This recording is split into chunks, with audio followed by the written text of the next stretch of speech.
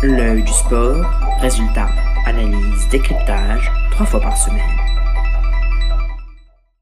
Madame, monsieur, bonjour. Pogacar et Evenepoel, le grand vainqueur du jour. L'OL restera en Ligue 1 et un nouveau record du monde français, aujourd'hui dans l'œil du sport.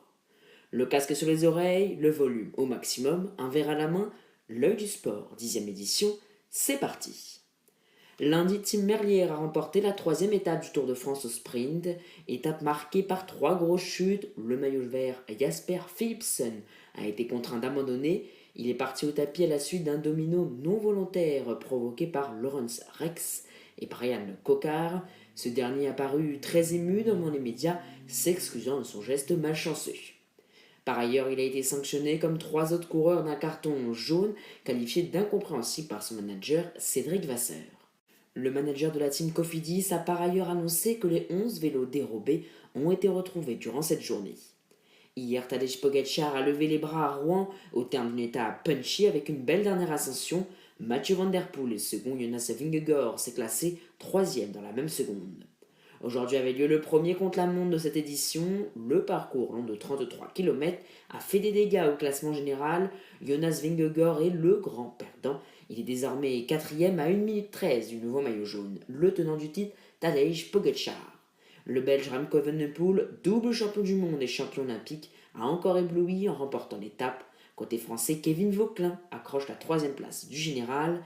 Les maillots verts, à pois et jaunes sont donc accaparés par le Slovène, triple vainqueur de la grande boucle. Kevin Vauquelin perd son maillot blanc au profit de Remco Evenepoel, qui compte 17 secondes d'avance sur lui. Cette étape crée ainsi déjà de beaux écarts, mais rappelons au grand public que rien n'est encore joué. Il reste 6 étapes de haute montagne, dont un autre contre-la-montre, bien différent de celui d'aujourd'hui, qui correspondra beaucoup plus à Jonas Vingegaard. Cette course nous réserve encore beaucoup de surprises. En football, l'Olympique Lyonnais jouera en Ligue 1 la saison prochaine.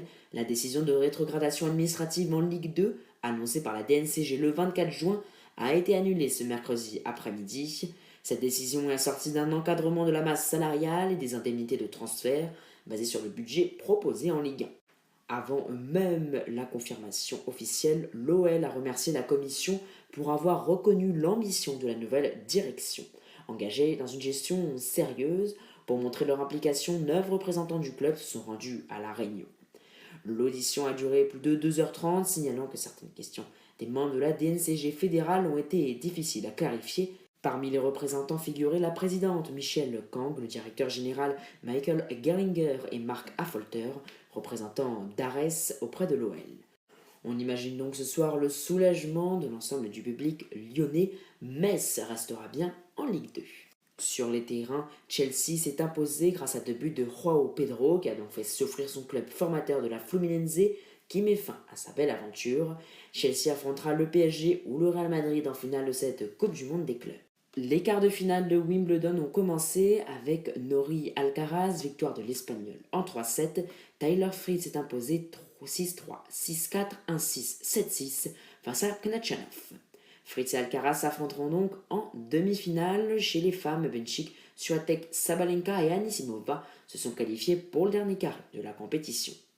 En basket, sacré champion NBA avec le Thunder en juin, le joueur de 23 ans, Chet Holmgren, va prolonger à Oklahoma City en signant un contrat qui pourrait s'élever jusqu'à 250 millions de dollars sur 5 ans, selon ESPN.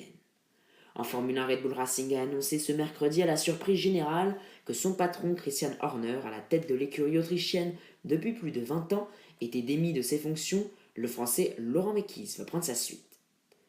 Arnaud Gérald a battu son propre record du monde d'apnée en bipalme, poids constant dimanche, descendant à 126 mètres de profondeur. C'est 1 mètre de mieux que sa marque réalisée la semaine dernière que nous vous avions partagée. Le programme à présent avec du football à suivre ce soir, PSG, Real Madrid, l'occasion pour le club français de retrouver Kylian Mbappé, meilleur buteur de son histoire. Mais depuis son départ, tout a changé, le PSG a remporté sa première Ligue des Champions tant attendue.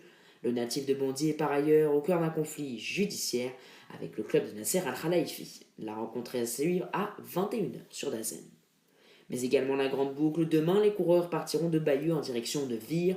Cette étape de 201,5 km avec 3550 mètres de dénivelé positif, 100 mètres promis aux punchers.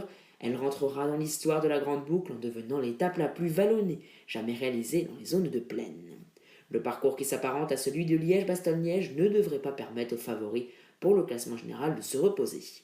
Côté français, Paul Lapéra, Guillaume Martin et Kevin Vauquelin, les trois locaux de l'étape, auront une superbe occasion de s'imposer sur leur terre.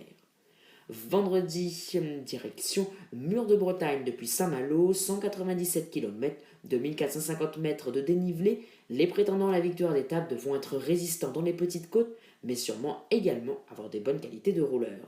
Mathieu Van Der Poel pourrait donc viser une seconde victoire sur cette édition, lui qui avait triomphé lors de la dernière arrivée du Tour à Mur de Bretagne. Wout van Aert sera sûrement son principal concurrent, à moins bien sûr que les leaders ne souhaitent faire quelques différences dans la dernière ascension.